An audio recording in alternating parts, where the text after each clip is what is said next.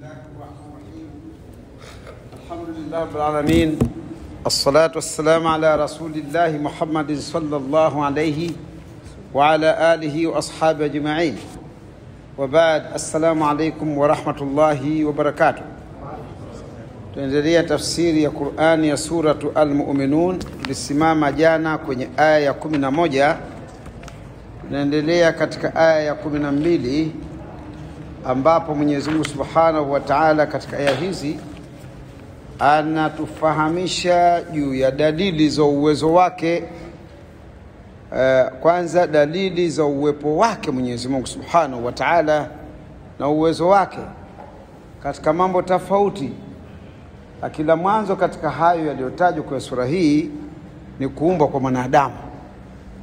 Miongoni mwa uwezo wa Mwenyezi Mungu katika yaliyotajwa kwenye sura hii kama ambavyo katika sura tofauti ni kuumbwa kwa mwanadamu, na inafuata mbele yake kuumbwa kwa mbingu, kuteremka kwa mvua na kutiishwa wanyama wao watii kwetu sisi wanadamu.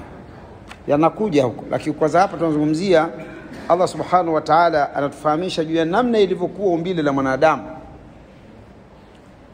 Fayaqulu Allah tabaraka wa ta'ala baada ya a'udhu billahi minash shaitanir rajim walaqad khalaqnal insana min sulalatin min tin thumma ja'alnahu nutfatan fi qararin makin ثم خلقنا النطفة علقة فخلقنا العلقة مضغة فخلقنا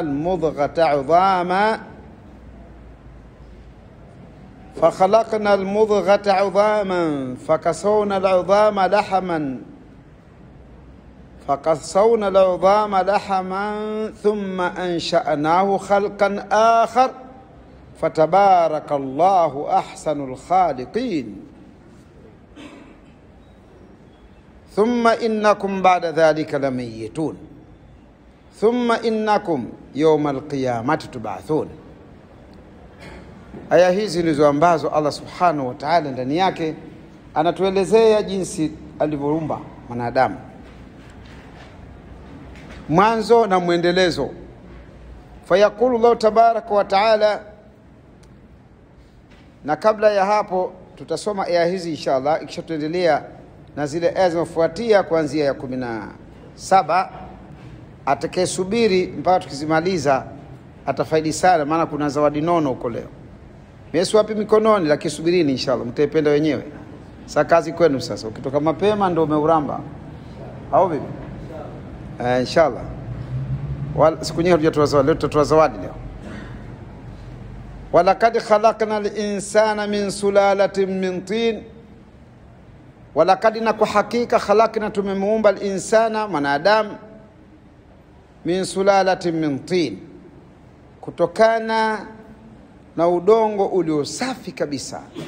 Ile sulala sadid, kutokana na kitu kilichosafika. Min tin, katika udongo uliosafishwa. Tumefahamiana eh? Udongo safi kabisa. Na huyu ndi alikuwa ni baba yetu Adam alayhi salam, ndiye ambaye aliumbwa kwa huu udongo. Thumma ikisha, thumma ni harfu atfu, inatufia tukio litokea baada ya muda kuja tukio jingine. Umeelewa hiyo? Kawaida yake inatufia tukio litokea baada ya muda halafu likaja jingine, tofauti na wao ni harfu atfu, lakini au ma'iyah ya atfia ya ma'iyah. Ukisoma nao mtafahamu. Siache kusoma kwa mashekhi wako tele kusoma elimu huko, soma tu. Wao inaatufia kwa ukaribu zaidi kuliko thumma ja'alnahu, ikisha tukamfanya yeye mwanadamu, yani lile umbile lake. Ja'alnahu yani tukamuumba, tukamfanya yeye mwanadamu, tukamuumba kwa maana kumuumba. Nutfatan fi qararin makin, tulimuumba tone kwanza, kwa kuanzia na tone la maji ya manii,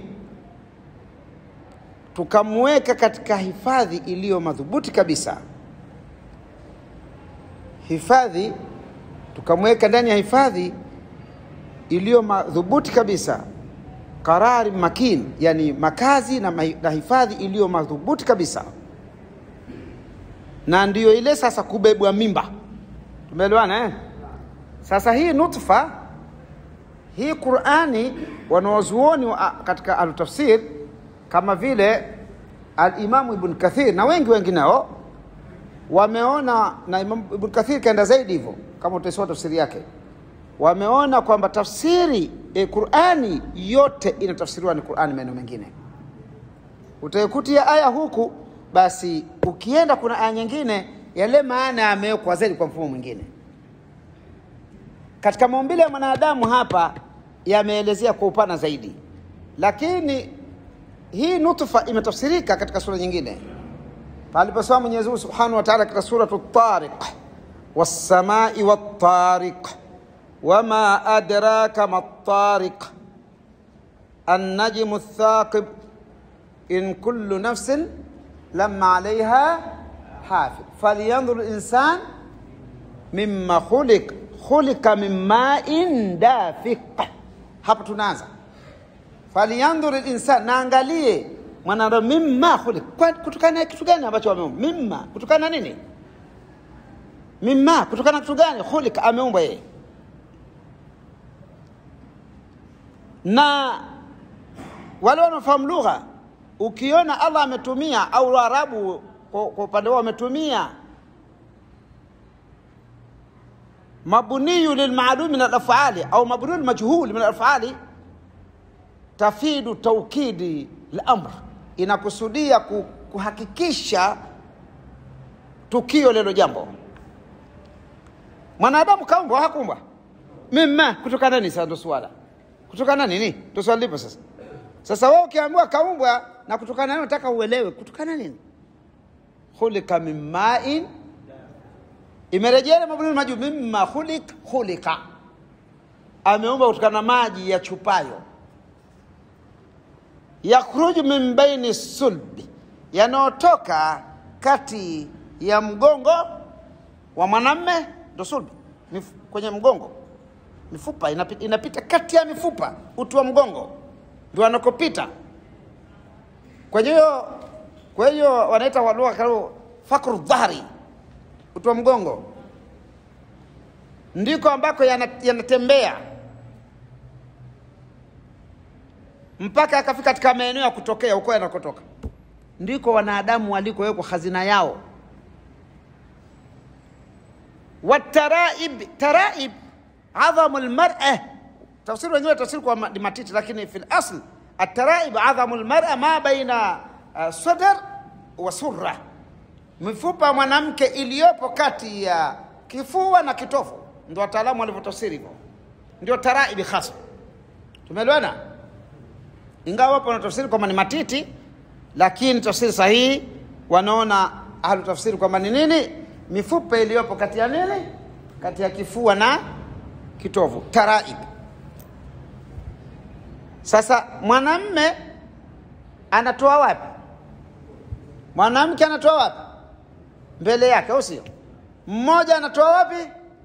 Mmoja anatoa wapi? Ajibu. Jambo very surprise, au sio? Kitu cha kuzingatia kwamba kumbe sisi umbile letu limetokana na nyuma ya baba na mbele ya nani? Masha Allah, hadha khalqullah faaruni madha khalaqa alladhina min duni.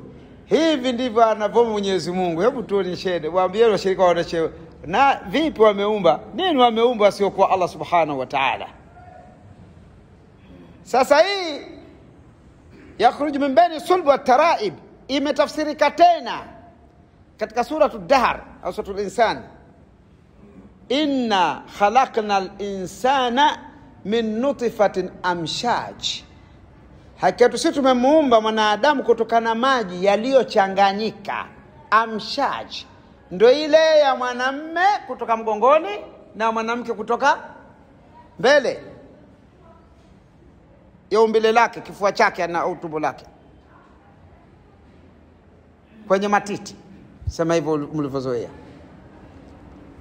Amshaji, ile amshaji ni maji yaliyochanganyika. Sasa Mwenyezi Mungu akasema nabtali fajannahu samian basira, tumemuumba hivyo ili tumtie mtihani, tukamfanya ni mwenye kuona, samia, mwenye kusikia, basira, mwenye kuona. Hapa tumeona jinsi ambayo Qur'ani imekwenda kutuzungusha katika kutukamilishia maana, walaqad khalaqnal insana min sulalatin min tin, kisha ikajele thumma ja'alnahu nutfatan fi qararin makin. Tumeichambua ile nutfa, tumeiangalia wapi? Kwenye maeneo ambayo imeelezewa ile nutfa, component ya nutfa ambayo inazungumziwa, lile tone la maji ambalo linazungumziwa, maji yanozungumziwa maumbile ya mwanadamu yamefanyika kutokana na vitu gani? Sehemu yatoka kwa baba mgongoni na sehemu yatoka kwa mama kifuani. Umeelewana? Wa Rasul sallallahu alaihi wasallam naye akafafanua. Mtume sallallahu naye akafafanua. Tukifahamu hii hadithi tutaona fahamu zaidi ya maana hapa. Akasema inna ahadakum yujma'u khalqahu fi batni ummihi, ndio ile karari makin, hakika mmoja wenu hukusanywa umbile lake ndani ya tumbo la mama yake 40 yauman, siku 40 nutfa. Kwa hiyo sasa hapo tunapata formula ya ukaaji wa change, zile change zinatokea. Anakaa katika tumbo la mama yake siku 40 akiwa nani? Yale maji yanabakisha siku 40, ile nutfa inabakisha siku ngapi? Thumma yakunu alaqatan mithla dhalik, kisha inakuwa kipande cha damu mfano huo. Kwenye Qur'an tumeambiwa vipi? Thumma khalaqna an-nutfata alaqa, ikisha tunaumba. Nimewaambia thumma ni baada ya tukio la muda kuja tukio jingine. Hapa tumepewa thumma ya hapo imekuwa siku ngapi? 40 days. Thumma khalaqna an-nutfa alaqa, ikisha tukaumba ile nutfa, ile maji yale mani kuwa alaka, pande la damu lililonyoka, halina umbile, ni portion ya damu iliyonyoka. Anasema thumma yakunu alaqatan mithla dhalik, kisha inakuwa pande la damu mfano wa vile ilivyokuwa yale maji 40 days. Tumeelewana? Thumma yakunu mudghatan mithla dhalik, kisha inakuwa pande la nyama mfano ule siku ngapi? 40. Huko anasema thumma khalaqna an-nutfata alaqa fa khalaqna al-alaqata mudgha. The same kutoka hadithi ya Mtume sallallahu kwenda katika haya ya Mwenyezi Mungu Subhanahu wa Ta'ala. Kule anasema, alafu akasema thumma yursalu ilayhi al-malaku fayanfukhu fihi ar-ruh. Siku 40 na 40 ngapi? Na 40 zigawe kwa 3 wewe. Ukizigawa unapata miezi 4. Sawa? Thumma yursalu ilayhi al-malaku, kisha upelekwa malaika fayanfukhu fihi ar-ruh, akapulizia ndani yake roho. Kila mmoja anapokuwa miezi 4 kakamilika sawa 120 days, kwa sababu the accurate period ameizungumza Mtume sallallahu aliposema vipi? 40 nutfa thumma yakunu alaqatan mithla dhalik thumma yakunu, kazungumzia 40. Ni hesabu iliyokuwa haitaki discussion, kwa sababu alizungumza ma yantiqu anil hawa in huwa illa. Kwa hiyo hakuna mjadala kwamba kila mmoja roho yake ameingiziwa katika mwezi wangapi. Hivyo Mtume sallallahu alaihi wasallam, خلاص انتهت قضيه، انتهت قضيه. بس اعجب العجائب, kuna maajabu makubwa ndani ya matukio. Tusomeni tuone sasa, kumbe ile nimepulizwa roho miezi 4 likiwa pande la nyama. Kwenye Qur'an anasema vipi? Anasema thumma khalaqna an-nutfata alaqa, ikisha tukaumba ile khalaqna, tukalifanya lile pande lile ile tukafanya yale ile tonge la maji liloingia katika tumbo, ule mkusanyiko wa maji uliingia katika tumbo, tukafanya nini? Alaqa. Ndio maana Mwenyezi Mungu Subhanahu wa Ta'ala katika kutaja mfumo wa maumbile, ikiwa mtapata hoja kama hiyo, pale aliposombona Mwenyezi Mungu katika mwanzo wa Qur'ani hakutaja habari ya nutfa. Sasa si kazi yake mwenyewe, kakupa kule in short, kakuja huko katika urefu wa kuelezea, aka-explain kwa urefu zaidi. Iqra bismi rabbikal ladhi khalaq, khalaqal insana al-alaq. Ndio hiyo damu, kwa sababu ni moja ya process ya kufikia maumbile ya nani. Angetaka Mwenyezi Mungu hata angelisema mudgha, lakini yeye mwenyewe mimi na wewe hatusema. Sasa akasema kwa wengine nutfa, akasema kwa wengine kuwa ni nini. Qur'ani haipingani, kwa sababu procedure ndio hii hapo, kwamba ni sehemu ya procedure ya kufanyika ya kufikia nini, maumbile ya mwanadamu, sio? Walaqad khalaqnal insana min sulalatin min tin thumma ja'alnahu nutfatan fi qararin makin thumma khalaqna an-nutfa, kisha tukalifanya ile nutfa alaqa, kitonge cha damu. Fa khalaqna al-alaqa, tukaumba al-alaqa mudgha, kile kipande cha damu sasa ukifanya kuwa nyama, ikawa nyama. Na mudgha ni nyama kama vile unavyoliona ni la mnyama, ukilikata ndio inavyokuwa mudgha. Walifananiza wafasi mudgha inakuwa kitu kama nyama iliyotafunwa ikawa imelainika kwa urahisi zaidi. Likate ni la nyama, halafu ikawa vile liko wazi wazi kama kitu kisagwa kaunganishwa, au sio? Ndio hivyo, ndio ile ndio inavyokuwa mudgha. Fa khalaqna al-mudghata 'idhama, hapo baadaye ile mudgha pamoja ya kwamba ishatua roho, basi ndio inaogozwa kwa mifupa. Fakasawna al-'idhama lahama, tukaivalisha mifupa nyama. Sasa baadaye mifupa inavalishwa nyama. Thumma ansha'ana, kisha tukamuumba khalqan akhar, umbile jingine. Kwa hiyo yote ni process ya mwanadamu, kutoka tone la manii mpaka pande la damu, mpaka pande la nyama, mpaka nyama kutua roho, mpaka nyama kuozwa mifupa, mpaka kufanywa maumbile mengine. Sasa thumma ansha'nahu khalqan akhar, sasa kutoka hapo ndo anaanza kuwa mwanadamu. Baada kiswatul udham lahan, baada kuvalishwa ile mifupa kuwa nyama, ndiyo sasa inakuja kuanza maumbile. Sasa utatengenezewa jicho, pua, sikio, vidole, ndio vinaanza hapo sasa. Tumefahamiana? Ndio Mwenyezi Subhanahu wa Ta'ala anaonyesha uwezo wake jinsi anavyotuumba. Ndiyo maana Allah Subhanahu wa Ta'ala anapozungumzia katika ile ilmu al-ghaib, wa ya'lam ma fil arham, na yeye ndo anayejua katika ile yotajwa kule, wa ya'lam ma fil arham, katika suratu Luqman, na anajua vilivyomo katika matumbo ya wanawake. Yani yale na vile mwanzo inapoingia kabla ya kuyafanya maumbile maalumu. Leo mtasema si hata sisi tunajua kuwa mwanamke au mwanamume, wewe unajua baada ya kushafikia hiyo thumma ansha'nahu khalqan akhar, au sio? Lakini kabla ya kufikia ansha'nahu khalqan akhar, sayansi haijaweza kujua kwamba huyu ni mwanamke au mwanamume. Sayansi ilishindwa kujua tofauti ya mahitaji ya mwanamume na mwanamke katika chakula ulimwenguni. Ilishindwa kujua katika karne hizi za karibu hizi, karne hii tulionao sisi. Pale Masri alizaliwa watoto wawili, mmoja wa kike mmoja wa kiume. Wakazaliwa wakati mmoja, wauguzi wakafadhaika, wakaenda wakaweka kila meno hajawatia tegi kwamba huyu wa mama huyu na mama huyu, ikawa kizaazaa. Sasa nani wa nani mkewa, nani mume, haieleweki. Madaktari tuambieni, tutajuaje sisi? Sasa pelekeni Azhar huko, kuna wanazuoni. Wakapelekewa wanazuoni wa Kiislamu, yasemekana Tonto, wengine wanasema Sha'rawi. Akaambia la msipitilize, si mke na mume. Akaambia Allah amesema lidhakari mithlu hadhi, kaangalieni maziwa mama zao, mtakaona mazito ndio mwenye mtoto mwanamume, mtakaona mepesi ndio mwenye mtoto mwanamke. Kwenda kuchukuliwa maziwa, kuangaliwa maziwa mamoja grade yake ni 5, mengine ya grade 10. Akaambia huyu mwenye mara mbili zaidi mpeni mwanamume ndio mwenye, wala msibabaike. Mwenyezi Mungu aseme uongo kwamba lidhakari mithlu hadhi? Hata maziwa tulionyonya sio walionyonya dada zetu.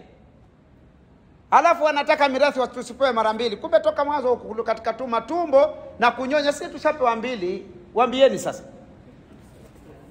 Hii mbili tulipewa sisi Mwenyezi Mungu kabla kwenye kunyonya, sikwambii kwenye nini. Mama yote aliyezaa pacha, mke na mume, mtizame mwanamke huyo utamkuta hayuko sawa sawa na wanawake wengine huyo. Atakuwa nalo neno la ziada huyo. Maana kanyonya maziwa sawa sawa na kakae.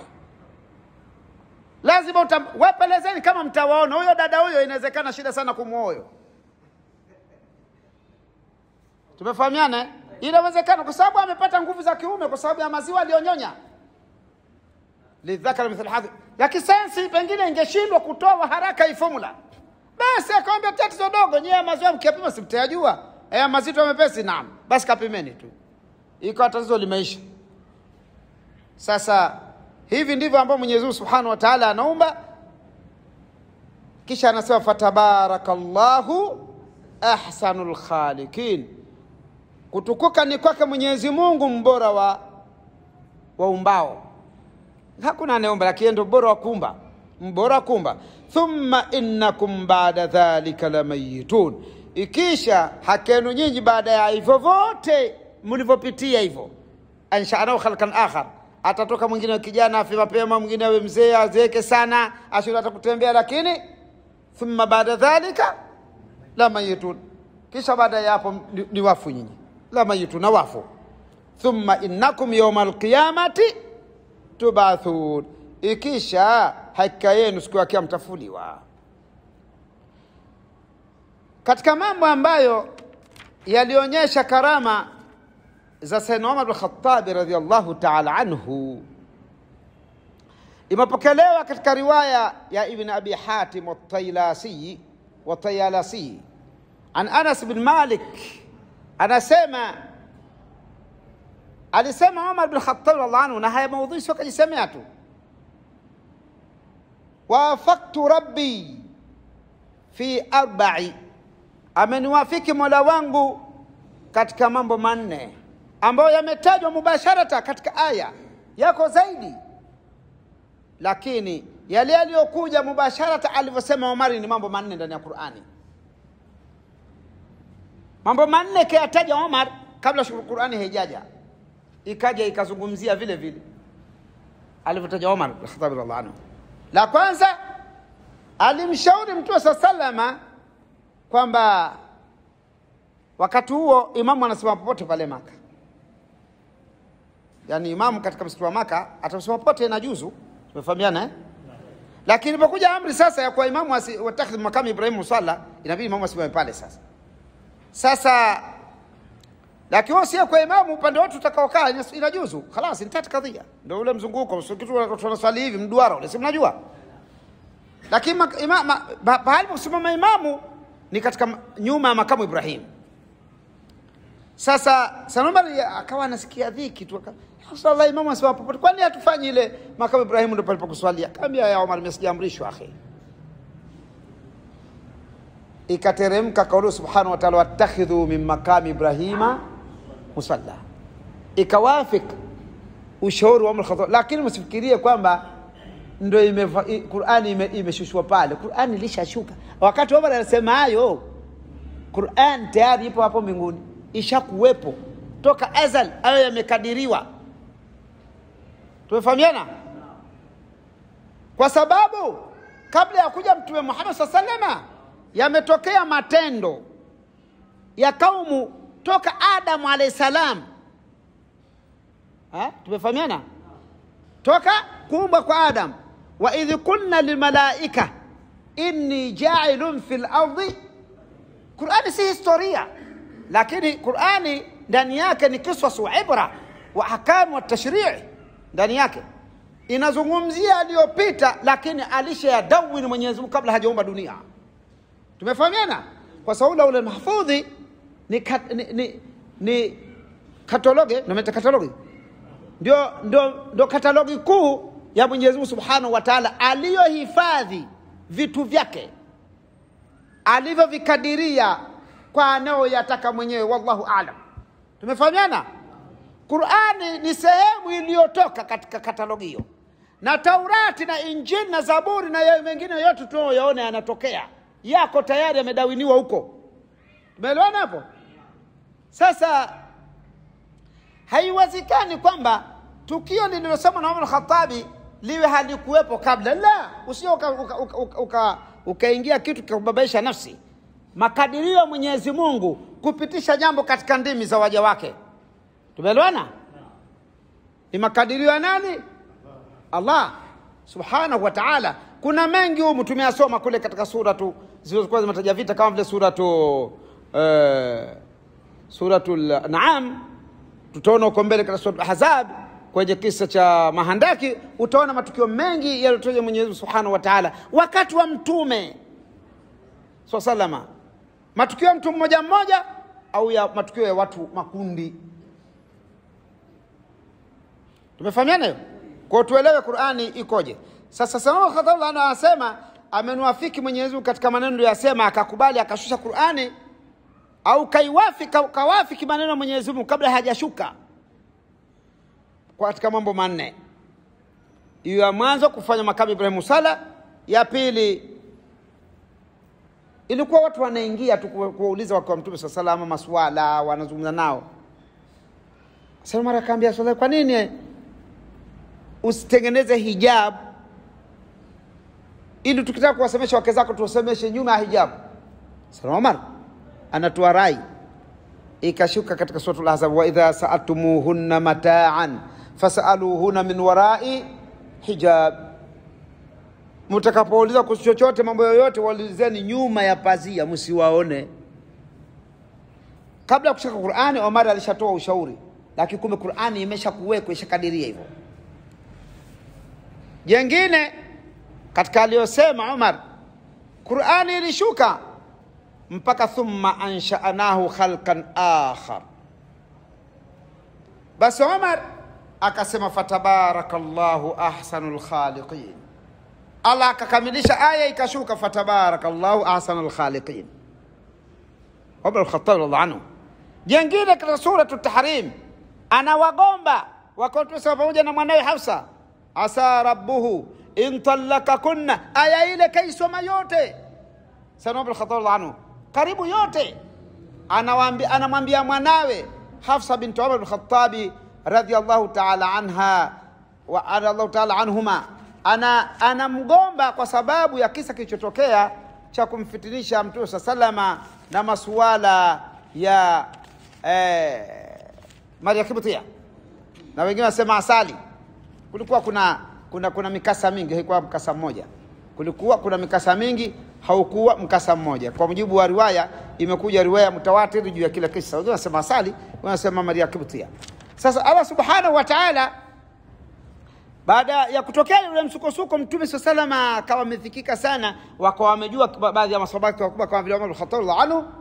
Salama bin Khattab akamwendea mwanawe Hafsa, aya ya 5, asa rabbuhu in talakakunna an yubaddilahu azwajan khairan minkunna. Anaambia hayo, nyewe mnamkera Mtume sallama, huenda Mola wake akambadilishia atakapokuacheni akambadilishia wake walio bora kuliko nyinyi, muslimati mu'minati. Anawaambia hivyo mwanawe, ikashuka aya hivi.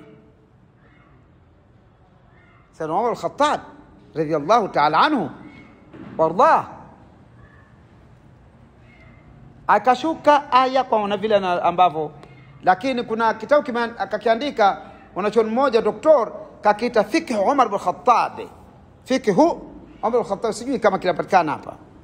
Nilipata jida miaka zaidi ya 20 nyuma. Kwa hiyo pale katika kile kitabu yameorodheshwa mambo 12 ambao Uislamu umemwafiki Umar al-Khattab radhiallahu anhu. Ndani yake aya ambayo haikuja mubasharata ni mateka wa Badri.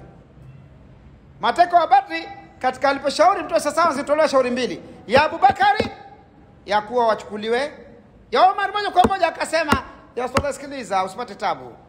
Hawa watu ukitizama, Abbas anaye hapa kaka yake Hamza, mpe mkate kichwa. na mwingine wote ale na jamaa yake, kila mtu awe jamaa yake, sio ugomvi. Hawa si wakuachwa hao, wametutia mashaka makubwa ambao tuhamisha kwetu bwana. Hao wauliwe tu. Umeelewa? Umar al-Khattab bwana. Akaambia Umar subiri. Sasa akaambia Umar subiri. Arham inamgonga ile arham. Wal aqarib, lakini خلاص kwenye imani hamna. Umar anasema hamna kitu hapa. Hapa hakuna arham, hakuna aqarib.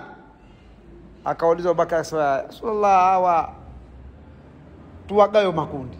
Walio na mali wajifidie, wasio mali wazuiliwe, watusomeshe watu wetu. Watu wa Madina walikuwa hajui kuandika, watu wakaja kwenda wasomee kuandika. Ikawa wamegawiwa kwa makundi. Wasio mali watabaki mpaka watapoweza kuwa na mali, jamaa zote wataje kwa kombo. Mtume akawafiki rai. Ikaja Qur'ani katika suratul Anfal takriban, ikakataza tukio hilo kwamba Mtume sallallahu hawi na mateka, atakapopigana hawi na mateka. Unaona sasa? Kwa hiyo iliwafikiwa amri kauli ya nani? Ya Umar, lakini ghair mubasharatan, sio moja kwa moja. Sasa haya yapo mengi, lakini yaliyodhihiri aya mubasharatan ya mambo manne. Umeelewana? Nikupenda faida tu hiyo, na sio zawadi ninakupeni hiyo, bado zawadi bado. Kama nataka tuendelee mtaipata. Au tuwe kisu nyingine? Tuendelee. Patu tusome hizi aya hizi hapa. Kuanzia ya 17 hadi 21 ndio mnaweza mkapata hiyo zawadi. Sasa nadhani bora tusome leo tuweke kesho inshallah. Au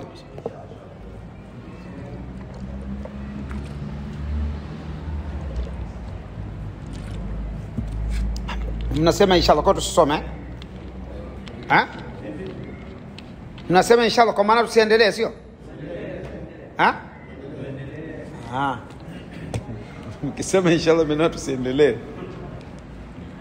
Ikisha Allah subhanahu wa ta'ala katika sehemu ya pili ya kuonyesha uwezo wake, basi anaelezea juu ya umbile la mbingu na uteremshaji wa mvua na kutiishwa wanyama kwa wanadamu.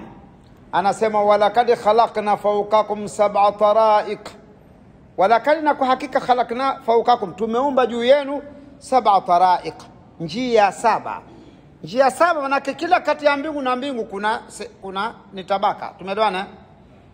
Taraika jamu turuq, wamekhtilifiana katika maana kwamba wanasema wengine turuq, taraik.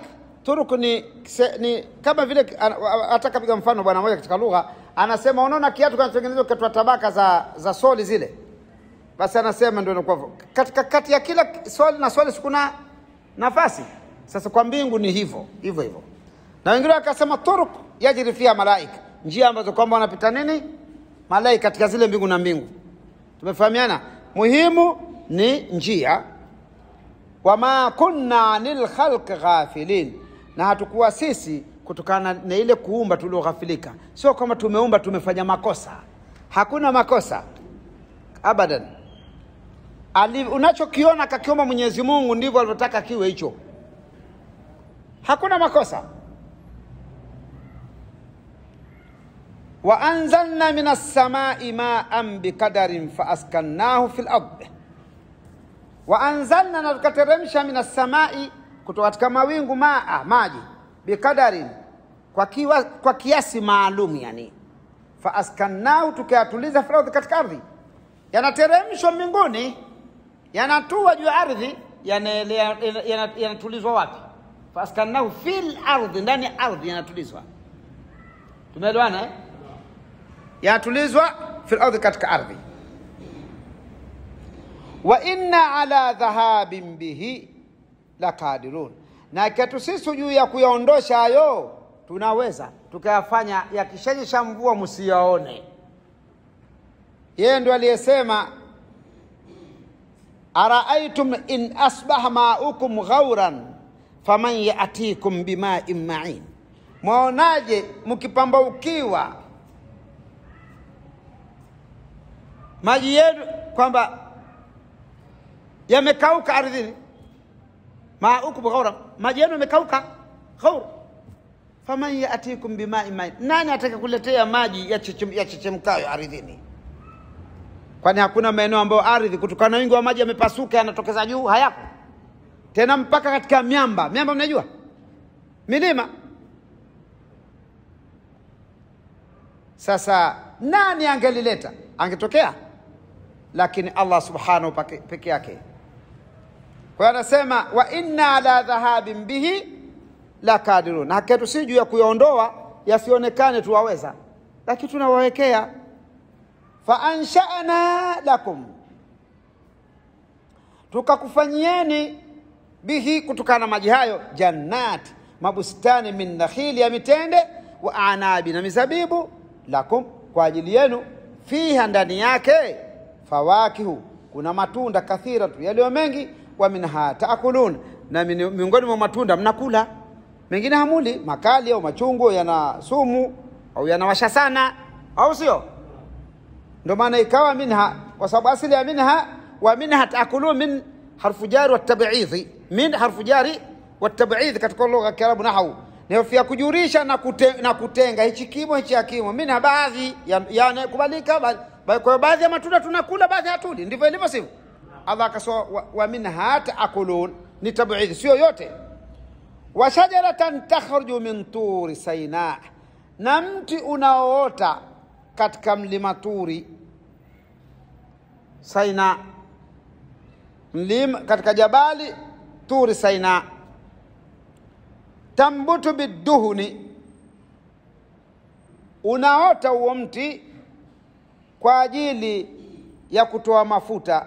Tambutu biduhuni, unaota mti huo unatoa mafuta, wasibiri, na kitoweleo lilakilina, kwa wanaokula. Yale mafuta yake ni kitoweleo kwa walao, huchukuliwa kupaka mikate au huchovya watu vile vile mafuta wakala. Ala, nyinyi hamnayo hivyo asili. Kama amekuja leo katika masoko ndio amekuja leo, lakini Allah subhanahu wa ta'ala alishayataja mafuta ya zaituni toka karne 1400 na leo 42 miaka 43 sasa tumeshaingia. Na tumeshaingia 43. Tumeelewana eh? Kwa hiyo hapo ndo kwenye zawadi. Kwanza tumalizeni. Sawa eh? Tambutu biduni, unaota kwa unatoa mafuta kwa ajili ya kutoa mafuta. Wasubighi lilakilin, umti wa mzaituni unapatikana katika nchi za Sham, katika nchi za Sham. Nikikumbuka kesho nitawaletea kitawi muone. Wasubighi mti wa zaituni unaota katika nchi za Sham, lakini hata kwetu unaota. Si utamaduni wetu na hatujui tu. Tumeelewana eh? Sham zaidi ndo unaota zaidi pale Middle East. Hizo zama za Musa ameutaja Mwenyezi Mungu uwepo wake katika Jabal Tur Saina. Jabal Tur Saina linapatikana katika Middle East. Ni pale pale Palestina, kwa mujibu wa ithibati zaidi za kauli zenye nguvu zaidi. Pale pale Palestina ukitoka kuelekea upande wa Afrika, Misri. Pale pale katika maeneo ya Palestina yenyewe. Na huu mti ndio mti unaoishi miaka mingi duniani kuliko mti wowote. Wanasema wataalamu wa mambo ya mazingira katika nchi zile ambazo hiyo miti, ule mti umehesabiwa kuishi hadi 300,000 years, miaka 3,000. Wala ajabu, kullu alajab, kwamba kila unapopea tunda zake ndo zinakuwa kubwa zaidi, kule unapokuwa mzee zaidi. Ule unaota gogo hivi unakuwa, kila ukikua kila miaka ikenda unafanya njia ndani yake, unawacha wazi. Utaona huko juu humu mna mapande pande tu ya magogo, umeameka mapande pande kama uliochongwa ndani nyumba, lakini huko umenawiri, na huku unaweza pita watu wakacheza wakaenda mbio. Ipo hivyo. Kwa bahati nzuri kukutana na mtu anayetoka pale Palestina mwaka juzi. Nilimhoji sana juu ya masuala. Aliponiambia kwao ni pale Palestina.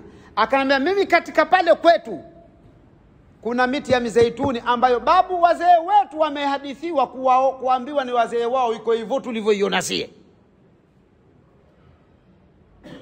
Yaani zaidi ya miaka 100 imeshakuwa katika mazingira ya uzee na minene kweli, unaniweka kichini, inaacha wazi sasa, au inasongana songana, ina waziwazi. Nyinyi nyote wengi mnatumia internet, ingia kwenye Google, andika olive tree, wanaweza wakakuletea olive tree, au kwa Kiarabu shajarat zaitun. Unaweza ukaletewa na ukauona kwa namna zake ilivyo. Huu mti umekuwa unapatikana sana vile vile katika nchi za Ulaya kama vile Hispania kwa wingi. Wa Hispania nao wakauimarisha kwa wingi, na Italy nao wameuimarisha kwa wingi. Sasa angalia sasa Wayahudi walivyokuwa wahuni wezi. Mtume sasa anasema katika hadithi, alhikmatu dalatul mu'min aina ma wajadaha akhadha. Teknolojia asili yake ni mali ya Muislamu, ikampotea. Sasa anasema tu atakapoikuta ichukue, sio wenyewe tumetajahal. Hata ukikutia unapuuza wewe, hazina yako hiyo. Hii Qur'ani ndio iliyotaja tambutu bidun wa subighi lilakilin. Mmekwenda Khaliji, katika kila watu pengine 500 au 1000 unaweza kutia watu 3 au 5 wanaotumia mafuta ya zaituni kula. Mmeelewa? Pale Gulf, katika watu ndio kutana nao wenyewe, watu kutoka Sham, Middle East pale nilikaa nao. Vyakula vingi wanavyokula wanatumia, hata mikate anatolewa, anatia tu, anachukua, anaweka kwenye kikombe, ndio subiri, anachovya, anakula. Au achukua ndio anapaka mpaka kama ambavyo unapaka nyewe mikate ya jeme au mandazi, mafuta ya zaituni, mafuta ya nazi yani. Ndio anapaka mikate. Wao wanapaka ndio kitoweo wanakula. Tumeelewana? Tukimaliza nitawapa faida zilizotajwa na wengi wataalamu katika masuala haya. Tena kuna mambo mazuri yanayohusu nyinyi. Is a very strong Viagra. More than Viagra wanasema. Wa inna lakum fil an'am. Mwenyezi Mungu anasema namuna nyinyi katika wanyama la ibra, mazingatio makubwa. Katika wanyama kuna mazingatio, ibra, mazingatio wanyama hawa wa miguu minne tukiangalia, si kuna mazingatio? Mazingatio ya mwanzo ni tofauti za maumbile. Afala yanzuruna ila al-ibil kaifa khuliqat. Tunaweza kufikiria labda Allah ametukusudia sisi tuangalie vile ngamia alivyoumbwa, miguu yake huku membamba imepanda, huku likawa pandi kila nyama na jishingo refu, na hakuna mnyama mrefu kama si twiga kuliko ngamia, labda twiga. Lakini ngamia wako wakubwa kweli, ngamia wakubwa kweli. Ngamia wale wadogo dogo wale bado hawajapea wale. Ngamia akipanda akipea kiumbe mkubwa kweli kweli. Sasa kaifa khulqat haistadilli juu ya ukubwa wa umbile. Kaifa khulqat fi ajaibihi ma yatakawanu minhu, katika maajabu yaliyomo kwa yule ngamia. Ni kama ngamia anapokula anaweka store, anakula anapeleka store, hachakui. Atakapokwenda kupumzika anavuta, akiuma njaa anatumia store yake. Na ng'ombe ucheuka akasaga, lakini si kwa mfumo wa ngamia. Pili, ngamia ni mnyama pekee anayeweza kuishi katika jangwa kwenye joto kali. Kamweke mnyama yoyote kwenye joto la Gulfu, utamkutia baada ya masaa maiti, lakini sio ngamia. Ngamia ndiyo nyama yake pekee ambayo haina cholesterol. Tumetaja walakum fil an'ami la ibra, tunaangalia mfumo wa ibra. Lakini ngamia ndiyo mnyama pekee anayeweza kubeba mzigo akenda masafa marefu kuliko yoyote. Ngamia kwenye giza yeye anaona. Mnakwenda yeye labda kapua tochi za ajabu, macho yake yanaona. Kwa maana Mwenyezi Mungu anasema afala yanzuruna ila ibil kaifa khuliqat. Sio kwamba ile Mwenyezi Mungu ametaja bure bure. Kuna mazingatio mengi ndani ya ngamia. Ngamia mkojo wake dawa. Ngamia anatoa maziwa anapozaa, na anaweza akaja kuzaa mtoto mwingine maziwa hajakauka. Sio kama ng'ombe wenu. Ngamia akishazaa mtoto anamwachisha yeye anakamwa tu. Siku zote anakamwa tu. Mema bwana wenyewe mabedu wanaochunga ngamia. Sasa umwamini nani? Na wenyewe ndo wewe ukijaambiwa hapa kuna hivi na hivi watu wa pwani utamkatalia, na wewe si mvuvi. Au sio? Kwa hiyo wenyewe wanasema hivyo. Sasa walakum fil an'am wa inna lakum fil an'am la'ibra nusqikum mimma fi butuni, tunakunyeshelezeni yale yaliyomo katika matumbo yao wale wanyama. Walakum fiha manafi', na muna nyinyi kwa wanyama manufaa kathira mengi. Wa min hatakulun, yametajwa kule mwanzo wa sura gani? Suratu Nahl. Wal an'ama khalaqaha lakum fiha dif'un wa manafi' wa minha ta'kulun wa lakum fiha jamalun hina turihuna wa hina tasrahun wa tahmilu athqalakum ila baladin lam takunu balighihi illa bi shiqqil anfus inna rabbakum la raufur rahim wal khayla wal bighala wal hamira litarkabuha wa zina wa yakhluqu ma la ta'lamun. Hiyo zote ni nini? Katika yale manufaa ya wanyama. Ndio mwenyewe usema wa inna lakum fil an'ami la'ibra nusqikum mimma fi butuniha wa lakum fiha manafi'u kathiratun wa minha ta'kulun wa 'alayha, na juu ya hao wanyama, wa 'alal fulk, na juu ya majahazi, tuhmalun, mnabebwa. Wa sadakallahu alazim. Tuishie hapo leo. Sasa kabla mjauliza maswali, tutazungumzia habari hizo, faida zinapatikana hapo. Faida usitaki. Hizo faida usitaki shekhi. Usitaki bwana. Sasa ya jamaa, mafuta zaituni, mafuta ya zaituni, wanaona wataalamu wa Kiislamu, sio wa kizungu ambao sio Waislamu, sio kwa Waislamu, wa Kiislamu, kwa kutumia dalili ya kitabu chenyewe.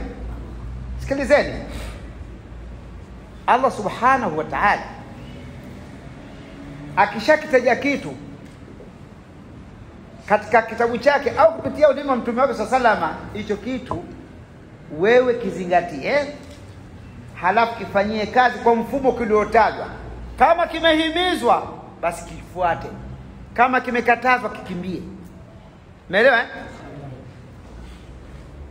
Kilichohimizwa kina umuhimu mkubwa kweli, au kikaruhusiwa, japo haikuhimizwa, kimeruhusiwa.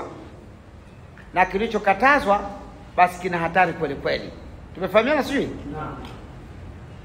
Sasa hapa yeye ametuambia tambutu biduni wa subighi lil akili. Unaota mti kwa ajili ya kutoa mafuta, unatoa mafuta. Wa subighi lil akili, na kitoeleo kwa walao. Wametumia neno subighi kitoeleo, asili subighi ni kupaka, kwa sababu huchukuliwa ukapa kwa chakula ili watu wale. Mafuta ya zaituni, wataalamu katika maabara za kisayansi baada ya kuyachunguza, wanasema wamegundua yana uwezo mkubwa wa kukuza virutubisho vya mbegu za uzazi kwa mwanamke na mwanamume. Na wanasema kwa sababu hiyo inafuta athari za kutokana na kupelekea kuwa mwanamke tasa. Na imejaribiwa ni miongoni mwa mafuta yanayotibu utasa wanawake wasiozaa na wanaume hivyo. Kwa hiyo kikubwa alichokieleza mwanzo kwa wingi mno ni kule kuongeza idadi ya mazalisho ya uzalishwaji wa mbegu za uzazi kwa mwanamke na mwanamume. Kwa maana hiyo kila ambaye anajiona mbegu zake ni chache akiambiwa daktari, wewe usipate tabu imekuja tiba humu. Kachukua mafuta ya zaituni atumie kwa wingi. Utayatumia vipi? Mafuta ya zaituni yana matumizi kwa njia tofauti. Moja ya matumizi mimi napendelea zaidi. Kwa mimi, kila mtu anaweza kupendelea vyake. Mimi nikishaikuwa wali wangu, nachukua vijiko viwili, vitatu, kila mengi yote yatoe. Vijiko vikombe cha kahawa tena. Alafu natia na mchuzi, wala huisi tu unasikia raha. Kweli kabisa, ni mazuri. Katika jambo ambalo namshukuru Mwenyezi Mungu nimeliona kwa kutumia mafuta ya zaituni. Katika miaka kama 3, 4, 5 iliyopita ilikuwa kusoma message za simu kidogo shida au kuandika. Nilipokuwa natumia mafuta ya zaituni nimeona faida kubwa ya kuwa miwani mimi natumia zaidi kwa kusomeshea tu. Au niwe nasoma muda mwingi vitabu nimesoma miaka mingi napunguza ile kuumia kwa mionzi ya tana makaratasi. Umeelewa? Lakini naweza kusoma mimi. Lakini mwanzo ilikuwa inanipa shida sana. Na sababu moja ya kupunguza kwa nuru ya macho ni kuzeeka. Hiyo haina mjadala, kila mmoja itamkuta tu. Sasa hii kuongezea hii ukaona vizuri, kuna vipimo upimo, sio uchukue tu miwani uvae halafu ndio utaweza kuona sawa sawa. Sasa unapotumia vitu kama hivi na vinavyosafisha mwili, basi inapelekea ile athari ya kupungua kuona inapungua, unarejea kuona. Tumeelewana? Kwa hiyo tumepata nini mwanzo? Uzalishaji wa nini? Yale mambo yenu. Ya pili, macho. Lakini jingine katika aliyozungumzwa, sasa hayo mambo haya wamezungumza wataalamu, nasema anayeyatumia sana mafuta ya zaituni basi humpelekea ule usimamaji wake wa mguu wa 5 unakuwa madhubuti wakati mwingi. Unajua mguu wa 5? Au? Ndio Bwana ni shamili, kwani hakuna mwenye miguu 5? Mwalimu Abu sio? Abu. Tumefahamiana? Hiyo wameieleza wataalamu. Nakupeni kwa sababu ndo tunasoma na wanaume watupu hapa. Kuna aibu? Kuna aibu? Aliyekuwa naona mambo yashakuwa yanaelekea kumshinda anatakiwa achukue vitunguu thomu. Ama kitunguu thomu au kitunguu thomu chenyewe kitwange kama kwa 10, halachukua kikombe cha kahawa, koroga pamoja mafuta ya zaituni yale kikombe kimoja, changanya vizuri mpaka huyo jamaa halaka siku 10 mfululizo anakuambia. Na huko unakuwa mafuta ya zaituni, alafu utakuja kutuambia kama utapenda tu kuhadithia. Kama upendi kaa nayo mwenyewe atakayotokea huko.